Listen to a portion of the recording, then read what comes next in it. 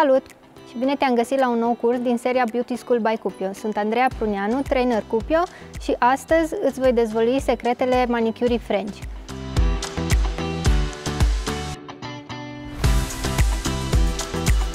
Cursul de astăzi va cuprinde 3 lecții: noțiuni teoretice despre manicura French, realizarea French-ului de exterior și realizarea French-ului de interior. În lecția de astăzi, manicura French, noțiuni teoretice, vă voi arăta reperele după care trebuie să vă ghidați atunci când realizați un French, atât pe unghii standard cât și pe unghii mai scurte. Ca să înțelegeți cât mai bine ceea ce vreau să vă explic, am să realizez o schiță. După părerea mea, manicura French arată cel mai bine pe o unghiuță pătrată, așa că astăzi vom realiza o manicură French pe unghii pătrate. Să spunem că asta este unghiuța mea. Și acum să vedem reperele, ce repere ne alegem, astfel încât să realizăm French-ul cât mai ușor. De obicei, mustățile French-ului, adică codițele, se aleg puțin mai sus de punctele de creștere. Dar, pentru o precizie mai mare, eu aș spune să le poziționăm undeva la jumătatea patului unghial. Pe aici. Mergem perfect drept și ne alegem și mustața din partea stângă. Mai departe, lățimea unghiei o vom împărți în 3 segmente egale.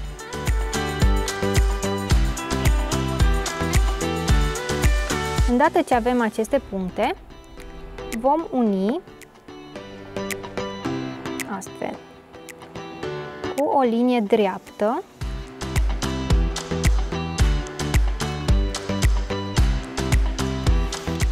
reperele de pe partea dreaptă și reperele de pe partea stângă. Ulterior ne vom lua înălțimea French-ului, iar aceasta trebuie să fie undeva la 1/3 din acest segment. Undeva pe aici. La fel,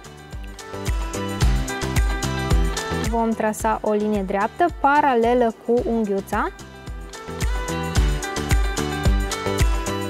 și avem înălțimea French-ului. Ce ne mai rămâne de făcut este să unim jumătatea înălțimii cu jumătatea acestui segment. Asta o vom face printr-o linie curbă. La fel și în partea opusă. Și astfel avem un French perfect.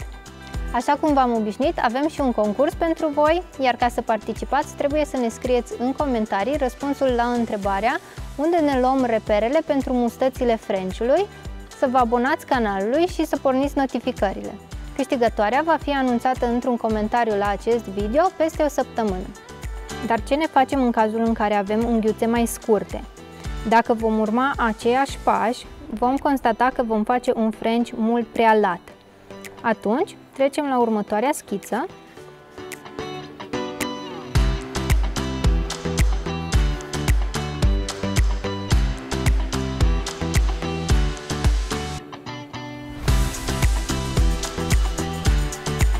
Și aceasta este unghiuța mea.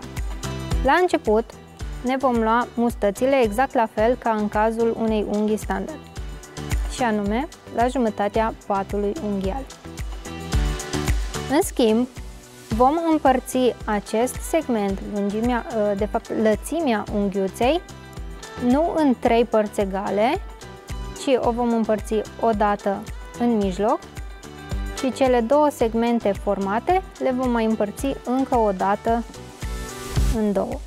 Mai departe, vom uni mustățile la fel cu o linie dreaptă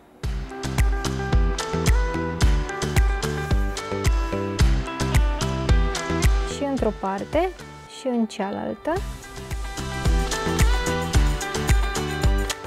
Înălțimea French-ului o vom lua la fel,